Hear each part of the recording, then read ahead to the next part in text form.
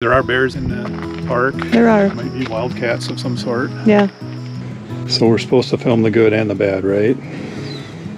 Oh no, what happened?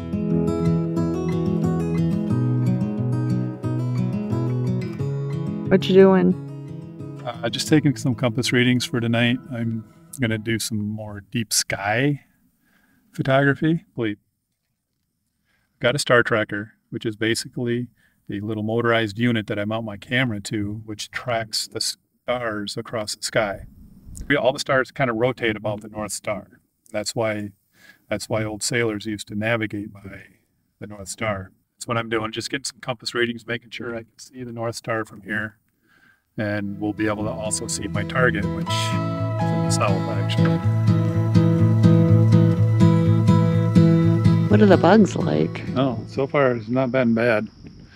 I saw some over in the weedy areas, but there's a cool breeze right here that's, I think, keeping them away. That's awesome. I'm just scouting out where I think this thing's going to be in the sky. And tell me again what it is. This would be the Eagle Nebula. Okay.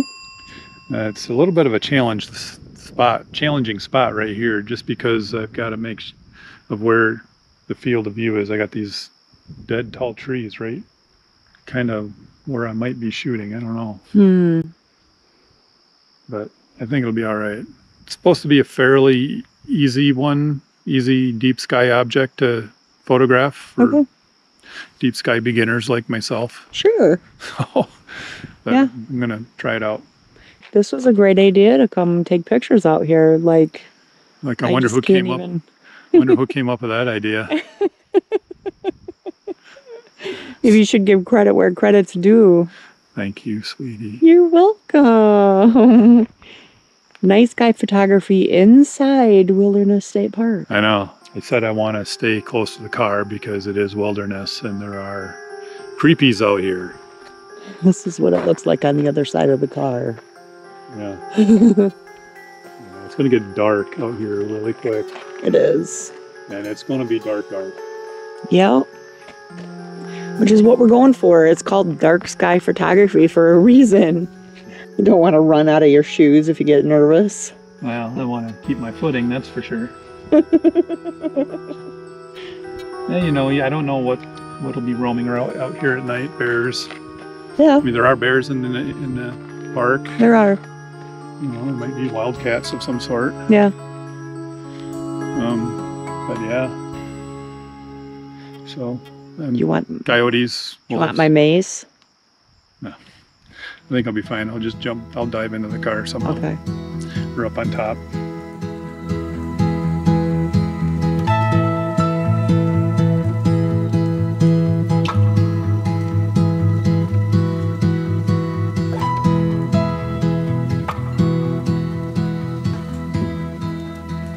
So yeah, I wasn't able to photograph the Eagle Nebula. Quite honestly, I couldn't find it. I guess I have a bit more to learn about deep sky photography. However, I did get some star shots zoomed in on the Milky Way.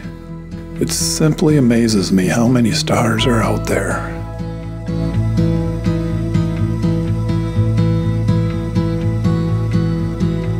We're at Heritage Village. We've been here before, taking you guys on a tour in another video, which we'll link to.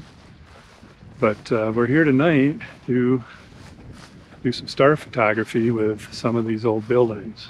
You know, we're kind of wiped out from our time last night. We're tired, but we're going to do it anyway. Yeah, we're going to give it our good old try. Good old college try. That's what I was going to say, but I couldn't come up with the words. That's how tired she is.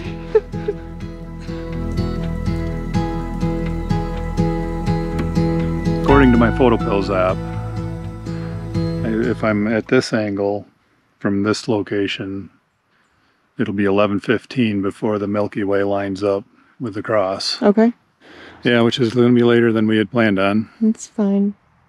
We'll do some other shots around here, you know, before that. Okay. That is the plan.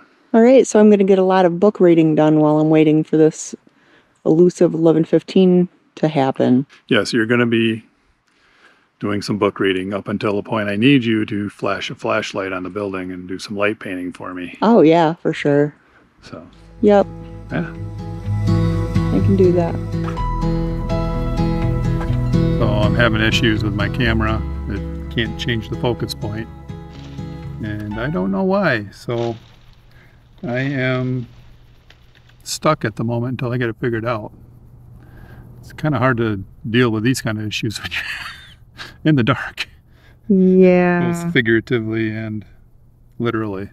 Right. Maybe you should come back to the car and see if you can figure something out. All right. Maybe YouTube will have the answer. That's what I'm thinking maybe we'll have to do.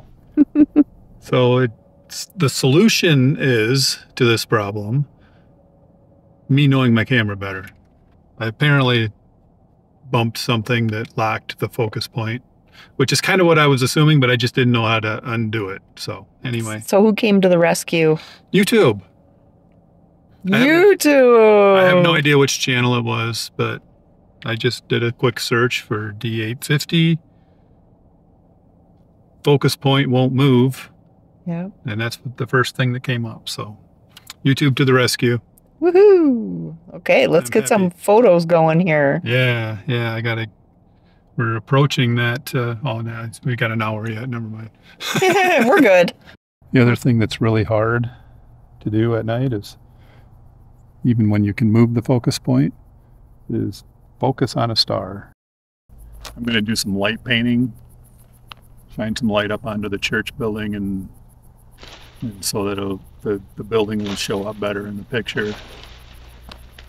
There's something about hearing twigs cracking and branches when you're standing next to a forest in the dark.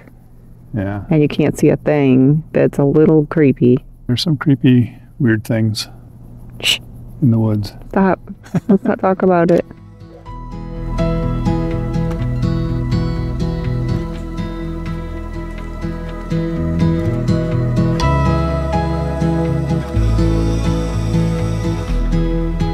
How did it feel taking nighttime pictures at Heritage Village? It was creepy.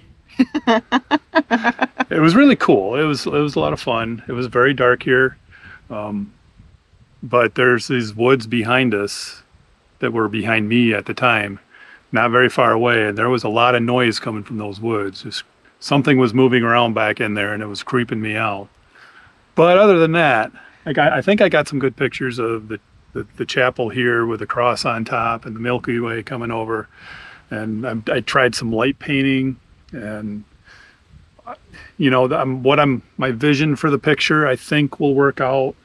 I'll have to see what I ended up with for sure, but it'll be kind of probably a blended shot where it just has some cool lighting effects with the Milky Way up behind it, and I think that's just going to be super cool when I get done. If not, you won't see it, and this will all be for nothing.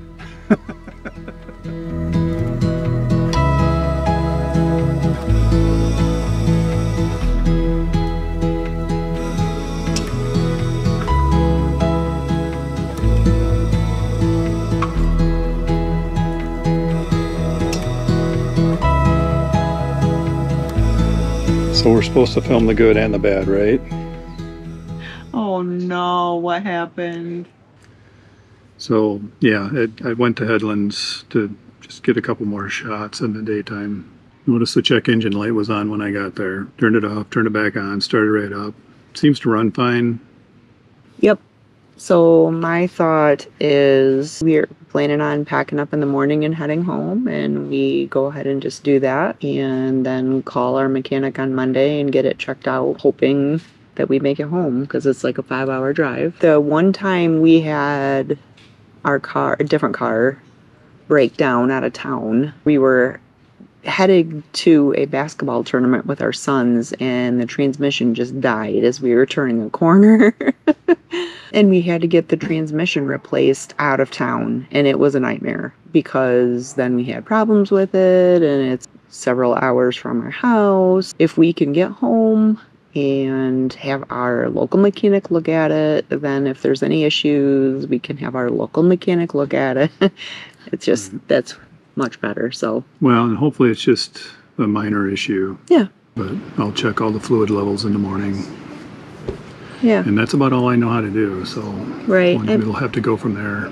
Our car it's only got like 112,000 miles on it, or I don't know. Anyway, it's not like it's over 200,000 miles on it like some of our cars have been. So anyway, we're just going to hope for the best and we'll keep you posted.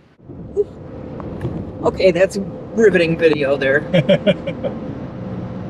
So we've driven from Wilderness State Park to Cadillac now, and I just filled up with gas. And now, when I started the car back up, the check engine light is off. Could that be a gas thing? Like maybe we got some bad gas someplace? I don't know. It's possible, especially when you said that you looked and it said something about emissions.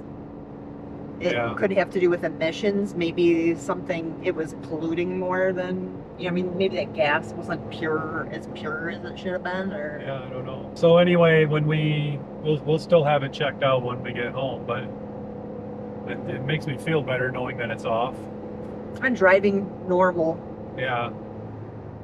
One thing that it made me think of is quite often your mind is gonna jump to the worst conclusion of what could possibly be wrong, and I don't know about your mind, but my mind always does. And you can panic, or you can just kind of take a deep breath and go, okay, let's see what happens, because it might not be that big of a deal, and we still don't know, we're still not home. Just realizing that a lot of times when things are happening, it doesn't end up being as bad as you think it's going to be. Or even if it ends up being kind of bad, you just take it one step at a time and figure it out. Hopefully we are on track to make it home and it's not going to be anything. Yeah, because I really need a shave and a shower.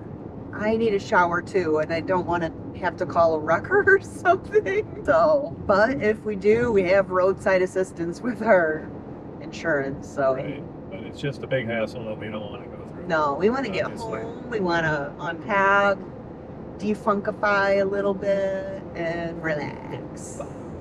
Yeah. Especially him. He really needs to defunkify. She says I smell, yeah. She says I smell like Fritos. I don't understand that. Your feet smell like corn chips.